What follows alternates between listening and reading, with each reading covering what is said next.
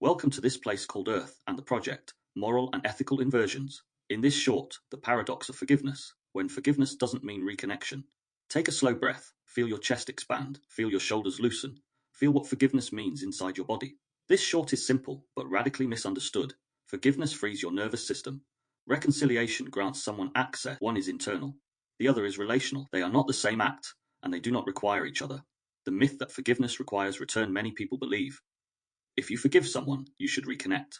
If you let go of the anger, you should let them back into your life.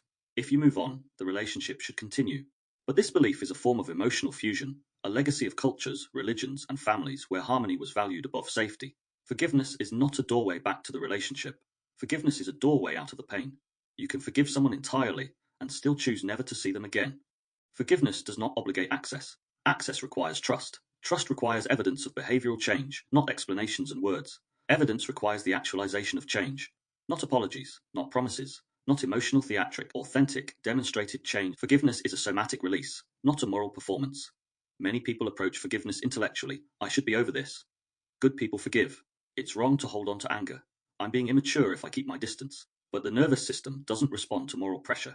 It responds to safety. Forgiveness, at its core, is the unclenching of the body, the releasing of stored tension, the loosening of resentment's grip, the ending of the internal argument, the shift from reactivity to neutrality. This is why true forgiveness often arrives quietly, in your stomach, your breath, your shoulders, long before it ever becomes a thought. Forgiveness is somatic, not performative. Anger is protective. Forgiveness is releasing the guard. Anger is often misunderstood. Anger isn't hatred. Anger isn't revenge. Anger isn't immaturity. Anger is the nervous system saying, a boundary was violated. I'm protecting you. Forgiveness doesn't mean the boundary was never needed. It means the guard can step down. Releasing anger is like exhaling after holding your breath for too long. But letting someone back in is something different. It's opening the door to your emotional home. Forgiveness is putting the sword down. Reconciliation is inviting someone inside. Very different risks, very different requirements. The body remembers, even when the mind wants to move on. This is the paradox people struggle with most. Your mind may say, it's fine now.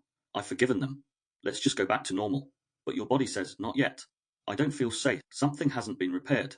And here's the ethics of your feeling. Your body's hesitation isn't pettiness. It's emotional and somatic intelligence. The body stores and presents physical symptoms over emotional betrayal, subtle disrespect, manipulation, humiliation, neglect, ruptures that were never acknowledged. Forgiveness clears the emotional residue, but reconciliation requires the relationship to become a safe place again. You cannot override somatic wisdom with moral aspiration. Your nervous system must be included in the decision. Letting go is an act of freedom. Letting in is an act of discernment. Forgiveness says, I no longer carry this pain. Reconciliation says, I'm willing to risk again. These are separate gestures. Forgiveness is a gift to yourself. Reconciliation is a negotiated contract with another person. One brings inner peace. The other requires relational safety. You can forgive people who are unchanged, untrustworthy, manipulative, unaware, self-serving, incapable of repair. But letting them back in? That is an entirely different question.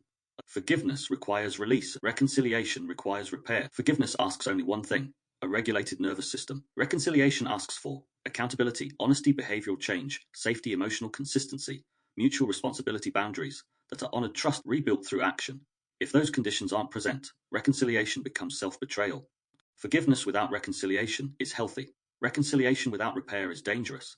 The somatic test. Has this person earned access to me? Ask your body. Do I feel relaxed around them? Does my breath tighten when they speak? Do I feel drained or grounded in their presence? Does their behavior match their words?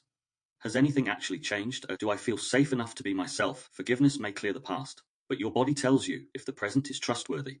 And your body is honest even when you're trying to be polite. So to close this short, forgiveness is not submission. It is not reconciliation. It is not pretending. It is the release of the emotional residue that keeps you carrying a story longer than you need to. But letting someone back in, that is a sacred act. One that requires discernment, not obligation. One that requires evidence, not hope. One that requires safety, not sentimentality. Let go to free yourself. Let in only when it is safe.